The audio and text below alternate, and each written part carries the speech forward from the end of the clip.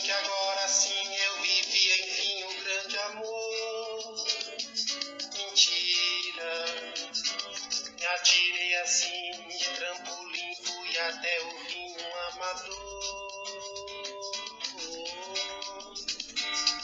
Passava um verão, água e plantava um revinhão pro grande amor.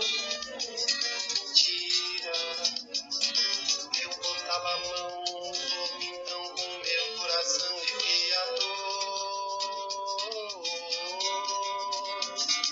Hoje eu tenho apenas uma pedra no meu peito, exijo respeito, não sou mais um sonhador. Chego a mudar de calçada, quando aparece uma flor, que dou risada, grande amor. Mentira! Pois é, bom dia, meu amigo e minha amiga. Grande Chico Buarque.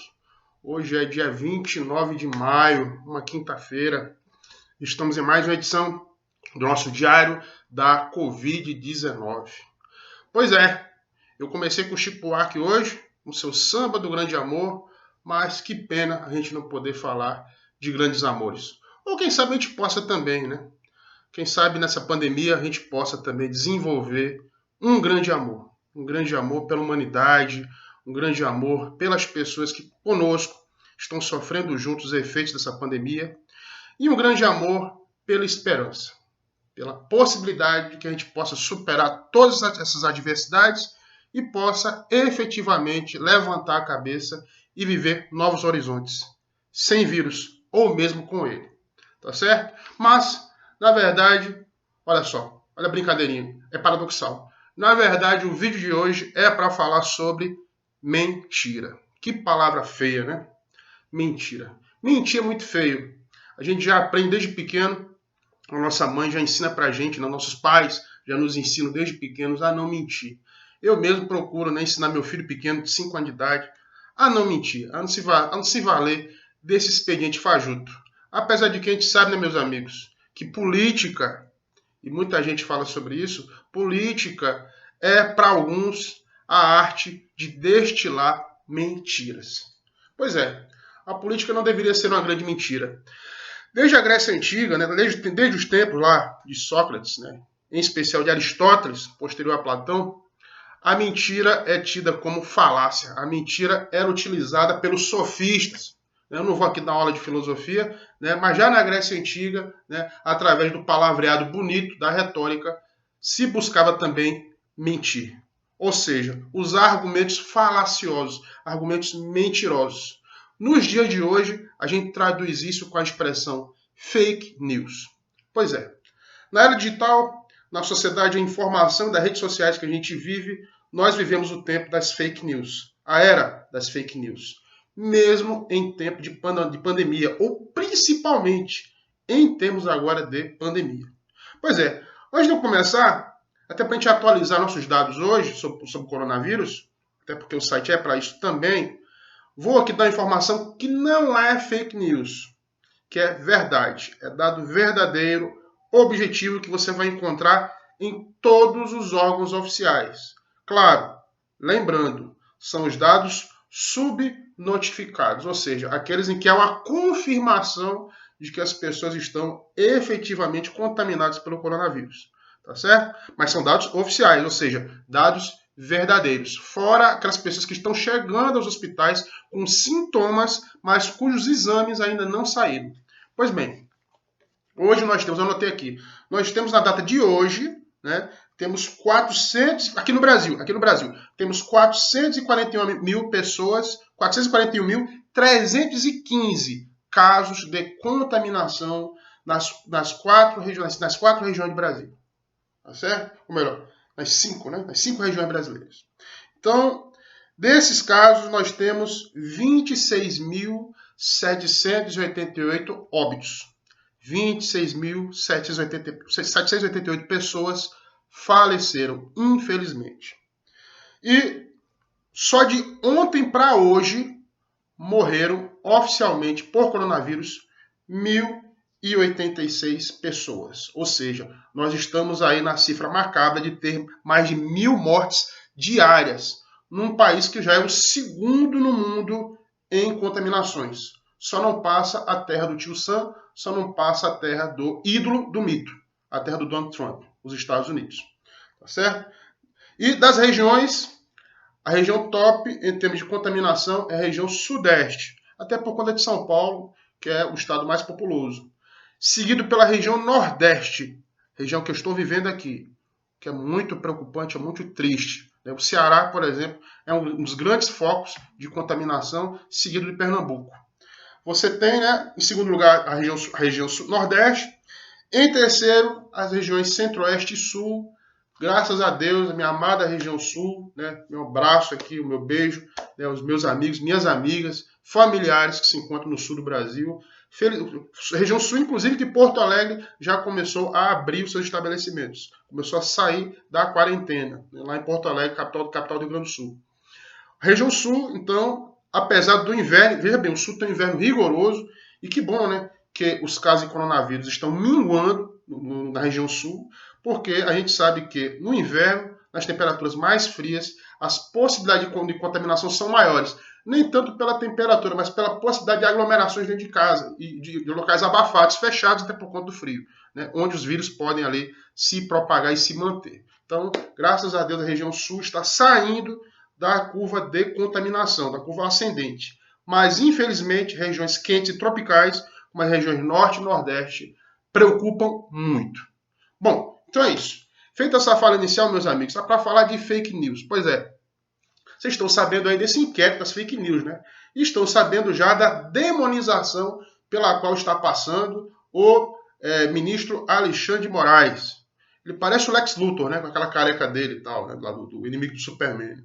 Mas brincadeiras à parte, perto daquela cara, né, de vilão de HQ, o senhor Alexandre de Moraes está sendo um verdadeiro demônio para os bolsonaristas. Pois é, até um dia atrás, né, o presidente Bolsonaro achava graça do seu desafeto e ex-aliado, governador do Rio de Janeiro, Wilson Witzel, está sendo investigado pela Polícia Federal, mas agora é a vez dos apoiadores do presidente, deputados, bloggers, youtubers, empresários, principalmente empresários. O Luciano Hang, o velhinho da Havan, está lá, né, com seus computadores apreendidos, está sendo investigado no inquérito das fake news.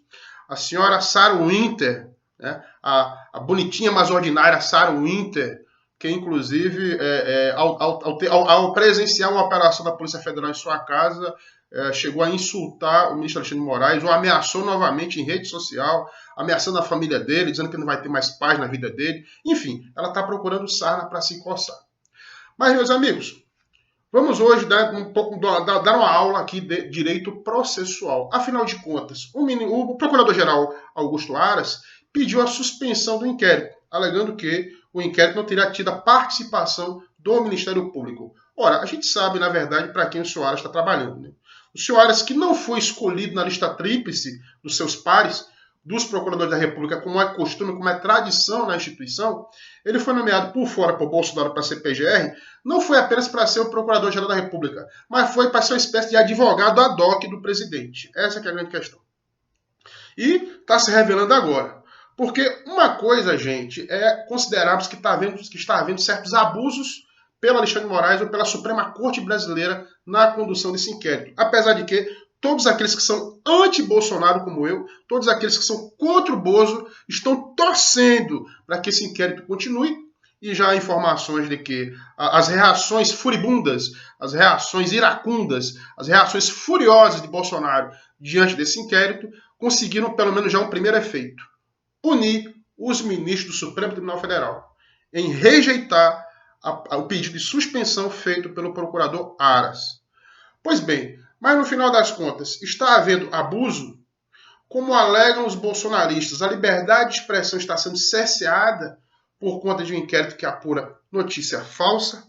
Pois bem, aí, meus amigos, é importante a gente verificar uma frase muito inteligente que eu vi ontem, né, salvo me engano na CNN, né, ou foi na Globo News, em que há uma distinção entre liberdade de expressão e crime por meio da opinião. Veja bem, você tem uma liberdade, que é a sua liberdade de se exprimir, que é garantida, é prevista pela Constituição, é um direito fundamental.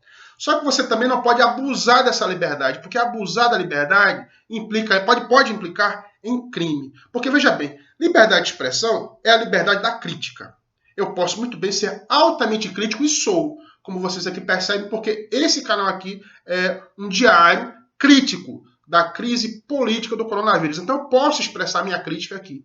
Mas a crítica ela tem que ser expressada com argumentos, com fundamentos, ou minimamente baseada em dados, em argumentos de verdade, ou que você supõe, ao menos, que sejam verdadeiros. Né? Lembra aqui, né, aquela história lá da tubaína, né? Alguns amigos meus me ligaram, me dizendo que, bom, não era bem aquilo que o Bolsonaro quis exprimir naquela conversa, que tubaína não era usada aqui na ditadura, aquela coisa toda. Não importa. O que importa é o seguinte, aquele poema que eu fiz aqui alguns dias atrás, semanas atrás, ele se mantém porque você ainda tem um presidente que caçoa de um vírus. Um presidente que mente. E se ele mente, não é? Ele não está se valendo da liberdade de expressão. Porque liberdade de expressão, você se baseia na verdade, o que você supõe que seja verdade. Fake news é mentira. É mentira deslavada, montada por um gabinete do ódio. Olha aí o gabinete do ódio, que o presidente disse ontem que não existe. Mas o ministro Alexandre de Moraes declarou formalmente estar no inquérito da Polícia Federal. Existe realmente um gabinete do ódio, ou seja, uma estrutura, uma parafernália montada pelo presidente, seus filhos, seus apoiadores, que se vale da mentira, da fake news como um instrumento de ação política. Ou seja, se vale de robôs que nas redes sociais, em especial no Twitter, propagam notícias falsas. E o que é mais grave, propagam notícias falsas sobre um vírus. Aqueles dados que eu passei para vocês agora, eles são falseados por robôs e que por trás estão criminosos que se valem criminosamente desses meios para espalhar notícia falsa, para criar desinformação, ignorância e histeria entre a população. E com desinformação, ignorância e histeria, gera-se mais o quê? Gera-se mais contaminação. E com contaminações também se gera mais óbitos. Essa é a grande responsabilidade do senhor presidente e do seu gabinete do ódio, que está sendo investigado por um dos poderes da República, que é o poder judiciário. Você pode perguntar, e o legislativo? Pois é, o legislativo, por enquanto, está caladinho, mas a gente sabe por que está caladinho. Porque você tem um centrão, e eu já falei isso aqui em outras falas no canal, você tem um centrão altamente venal e fisiológico que está aguardando os carrinhos de mão de dinheiro do governo federal para decidir se vai atacar ou não o presidente da República. Se vai acatar, por exemplo, ou não pedidos de investigação criminal contra o presidente, que esse é o objetivo final desse inquérito da fake news. Pois bem, a responsabilidade do Alexandre de Moraes, meus amigos e minhas amigas, meus alunos ou ex-alunos de direito que estão aqui assistindo esse canal, assistindo esses vídeos. Essa competência do Alexandre de Moraes, ou melhor, do Supremo, está prevista no artigo 102 da Constituição. Pode ver lá, letras B e C, inciso 1, alíneas B e C, que trata aí da apuração das infrações comuns cometidas ou pelo presidente, ou pelo vice, ou pelos seus ministros, ou por quaisquer autoridades que estão elencadas lá naquele dispositivo da Constituição Federal. Pois bem, então você tem um inquérito lá conduzido pelo Supremo. Agora você me pergunta, mas professor, esse inquérito, ele segue a linha do CPP, do Código de Processo Penal? Aí vem uma discussão bem interessante, porque veja bem, quem está conduzindo esse inquérito? É um delegado de polícia, esse inquérito da fake news? Parece que não, né? Parece que é o ministro relator, ou seja, o Alexandre de Moraes. E cadê o delegado? Meus amigos, eu que sou delegado posso dizer isso com tranquilidade. Na verdade, nesse inquérito da fake news, por força do artigo 102, leia-se, artigo 102 da Constituição, junto com o regimento interno do Supremo que autoriza isso. A gente sabe que o Supremo ele é um poder totalmente independente, assim como é o Executivo e assim como é o Legislativo, é o Poder Judiciário. Pois é, o Poder Judiciário, no caso a cúpula do Supremo, está apurando crimes que podem sim ter sido praticados pelo presidente ou pelos seus sequazes contra os próprios ministros do Supremo, porque se tratam de ameaças, de intimidações, de calúnias, de difamações, de inverdades, de fake news contra os ministros da própria corte, além de outros crimes envolvendo essas notícias falsas. Pois bem, O regimento interno do Supremo, em consonância com a Constituição, prevê, né, um rito em que é nomeado um ministro relator para conduzir o inquérito. Então, nesse aspecto, é o inquérito, né, nós temos vários inquéritos, inquérito policial, inquérito civil, inquérito para apuração de falta grave na justiça do trabalho, mas o inquérito que apura crime, a gente não tem dúvida que é o inquérito policial. Só que, com esse fato das fake news e com esse inquérito instaurado no Supremo, nós temos, né, uma figura jurídica interessante, que é o inquérito policial judicial. Esse aqui é o termo, né? Parece um pouco bizonho, mas esse aqui é o termo. O inquérito policial judicial, que é assim, conduzido pelo ministro relator, mas conta com a atuação da Polícia Federal, que nesse caso tem um delegado de polícia com a função um tanto quanto mais coadjuvante em relação à função principal exercida pelo ministro da Suprema Corte. Pois bem, é isso que está acontecendo, meus amigos e minhas amigas. Né? E é isso que vai acontecer porque o plenário do Supremo e a maioria dos ministros, se na sua unanimidade, tende a manter esse inquérito, né? A derrubar o pedido de suspensão feito pelo Augusto Aras. Pois bem, então dito isso, meus amigos e minhas amigas, a grande questão é o seguinte: esse inquérito, talvez, apesar, né, de um certo ativismo judicial que a gente percebe, e esse ativismo não é de hoje, lembre-se da Lava Jato, de um agora desacreditado ex-ministro Sérgio Moro, né, e ex-juiz, mas esse ativismo judicial, essa politização judiciária, é um fenômeno crescente que vem acontecendo desde o impeachment da ex-presidente Dilma Rousseff. Então não é algo novo, entendeu? Mas esse ativismo hoje, em termos de contexto do bolsonarismo, importante a gente lembrar que, não obstante o bolsonarismo ter, a gente percebe isso nas pesquisas, um núcleo duro de 33% do eleitorado, né, que mantém o apoio do presidente, apesar de você ter, né, uma rejeição crescente ao presidente, você já tem 43% dos brasileiros que abominam o Bolsonaro, né, mas esse 33% é baseado em fake news, muita ignorância, né, ou na capacidade que o bolsonarismo tem de unir a tosquice. É como se eu dissesse, né, parodiando Marx, né, que dizia: revolucionários do mundo todo univos. O Bolsonaro quer que os toscos do mundo inteiro se unam para apoiar o seu projeto mentiroso, uma mentira que ele próprio acredita. Ou seja, as fake news estão sendo utilizadas em um governo para simbolizar uma ideologia, simbolizar um ideário, simbolizar umas ideias totalmente fundamentadas na mentira. Mentira que, por exemplo, não houve ditadura no Brasil, isso é uma mentira, de que a China quer dominar o mundo de qualquer forma por conta de um vírus, né, que é um vírus chinês, isso é outra mentira, tá certo?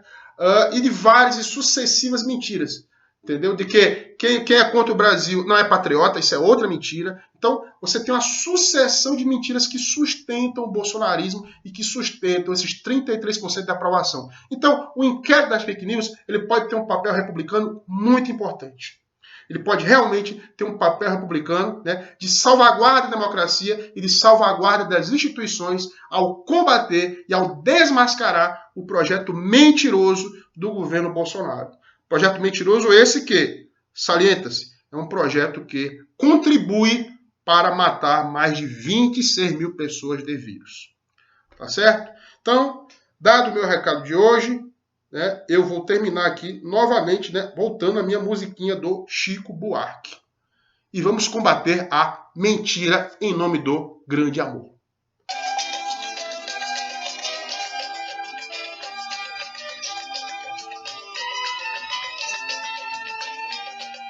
Fui muito fiel, comprei anel, botei no papel o grande amor. Mentira. Reservei hotel, sarapatel e lua de mel em Salvador. Fui rezar na Sé pra São José, quem levava até no grande amor. Mentira. Inscreva-se no canal, se não se inscreveu ainda. E, por favor, ajudem mais inscrições. Vamos divulgar o canal e compartilhar. Contra a mentira. Valeu!